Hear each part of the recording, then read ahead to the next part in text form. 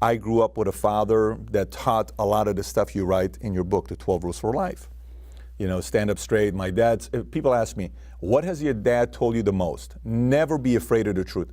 If I tell you how many times, I don't even know how many times. He's probably told me that thing a million times. Never be afraid of the truth. Just say it. Never be afraid. And it's part of your, one of the rules of life, rules for life. So, see, I think it's wrong. You should be afraid of the truth, but you should be more afraid of falsehood. See, and I mean, that's no criticism of your dad's advice, but people are afraid of the truth because often if you reveal it, it causes conflict in the moment. All day long. Oh, yes, certainly. All day long. Oh, sometimes they don't even want to know it. Oh, very often. Sometimes it's very scary to even know about it. Yeah, otherwise it's trivial. But life is boring if we don't pursue that side. I mean, what do you do if you go living not wanting to pursue the truth? To me, it's kind of like, what is the purpose if we're not at least trying to test our own beliefs to see if we are thinking right or not? If we're not thinking right, what the hell is the purpose of this life? And we're just got 80 years to be here and be gone. We may as well have a little bit of friction to try to figure it out. Telling the truth is definitely an adventure. And so if you want an adventure, that's a good one. Seeking the truth or telling the truth? Both. Okay. But seeking for sure, but also telling.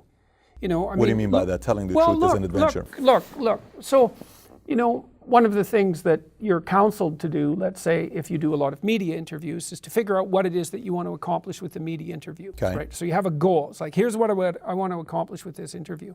And potentially there's some use in that. But another way of going about it is to just say what you think and see what happens. That's an adventure because you don't know what the outcome is going to be. So look, there's this old idea that it's necessary to have faith in the truth.